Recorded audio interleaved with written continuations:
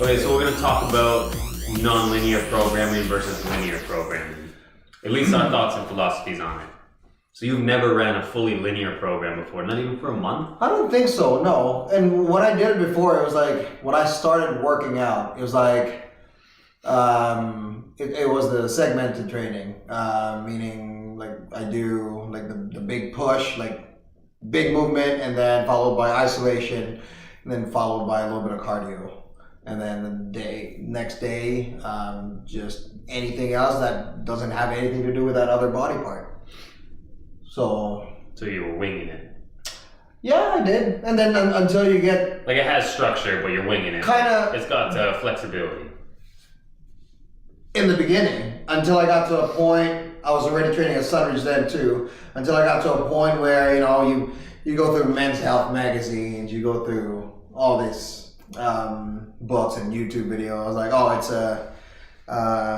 you know, the typical chest and tries and back and buys and legs and core, and then a cardio day. I got into that. I really enjoyed it. I don't know. I enjoyed that type of training too.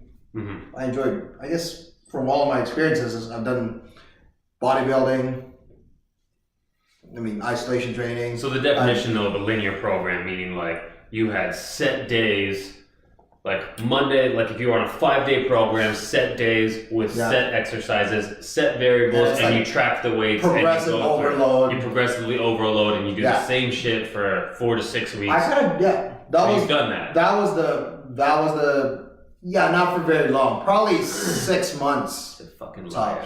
You said he never did it before. You lied.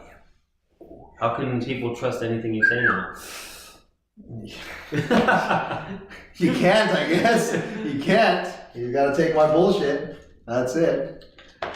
So I guess I've kind of experienced that. Not that I really planned on, you know what, this is what I'm gonna do, and it's set for 4 weeks, and then I'm gonna try and program again and, you know, progress that again. There was really no thought behind it. It was like I would train the muscle until the muscles can't perform anymore, and then I'm gonna do some cardio, and then I'm gonna feed myself, and I'm gonna sleep. That's about it. That's doable though. That can produce a result for sure. It looked amazing at least. I don't know performance wise. I believe though that like intention and intensity and effort is more valuable than the program itself. Absolutely. So that's why you got the result. That being said, you can have the best program in the world from the best programmer in the world. It's garbage. And if you half-ass all the workouts. Yeah, so intensity means more. What I started, that's all we ever did. There was no non-linear programming that I was accustomed to. Mm-hmm. I knew it existed, but we never did it because we weren't sure. We never had anybody who actually did it to produce a result. It was kind of just like random training yields a random result. Non-linear is just random stuff, constantly shifting around, constantly moving. Mm-hmm. We did. So I personally, like my 6 years, I was doing like 3 to 4 linear programs with a specific focus, and then I would get bored for a while. Like what do you mean 3 to 4 different programs? So the first program I would have would be like, let's say a 4-day program, anti-posterior split. Mm-hmm. So push-pull, like upper-lower, 4 days.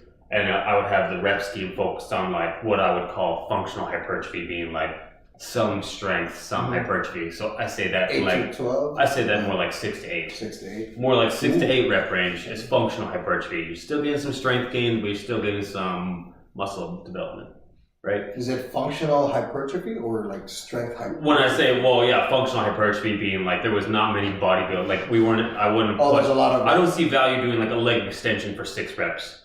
It was all like, squats. What'd you do today, bro? 6 RM? Where? What'd you do? It was leg extension.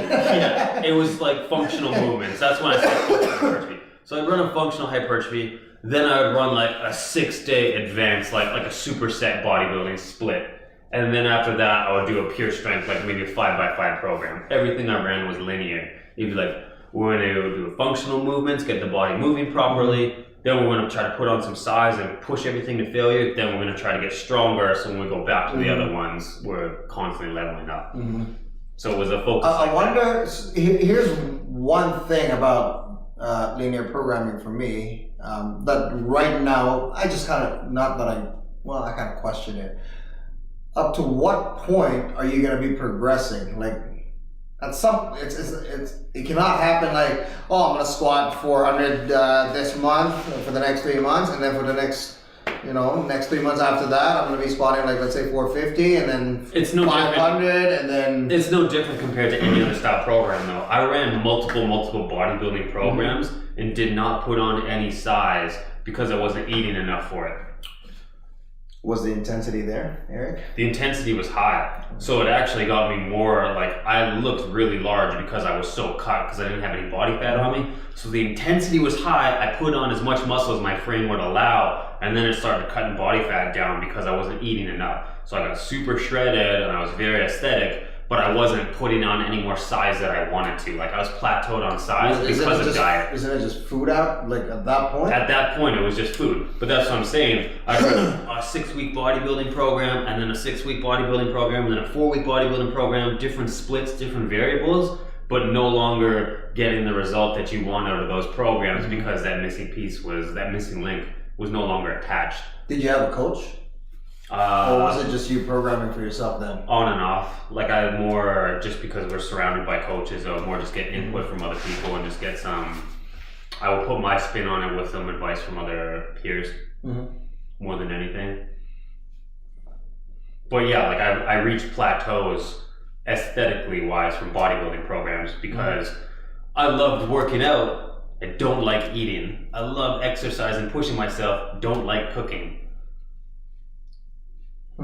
So, like, I reached a point where I reached a plateau because I wasn't doing things on the flip side. It's the same thing if a person's overweight and they love killing themselves in the gym, but then they go and binge eat a shitload of food. They're plateauing themselves. Like, I don't like working out, but I can push through it. But I also love food. You can't outtrain a bad diet. Just vice versa. You can't bodybuild but not eat and expect to gain size. Is that statement actually true? You can't outtrain a bad diet. You can't outtrain a bad diet. I think you can outtrain a bad diet. You just won't be healthy. And it's still, if I'm burning X amount of calories versus of me, you know what, I'm going to have a burger for lunch and I'm going to have... It could be bad food, but if the calories still low, I think you can outtrain it, like, physique-wise, like, I'm sure you can but do then that. you're getting into the definition of what is exactly a bad diet. Is it just, like, eating McDonald's once, or is it, like, binge eating food all night? Like, it's a different, you're getting into... I think, okay. Yeah, you're right. I was kind of referring to as, when I say bad eating, is it just bad food? Or am I talking more like, fuck, today I crushed 8,000 calories? Yeah, that's the thing. So I think that's bad. I want to get back on topic to linear programming. I think linear programming could produce a result, though. I think so too. Constantly, because I've seen it myself. I've seen it in my clients. I've seen it myself. The cycle, like, the focus is, I don't even know if they really need to change that much if the intensity is there. Like, I don't think you need to go like strength, bodybuilding, conditioning, Like, I've gone bodybuilding. You can do that just fine and you'll get the result. As long as you're eating right on the side and you're training hard, pushing, like bodybuilding, you just push the muscles to failure and they'll grow.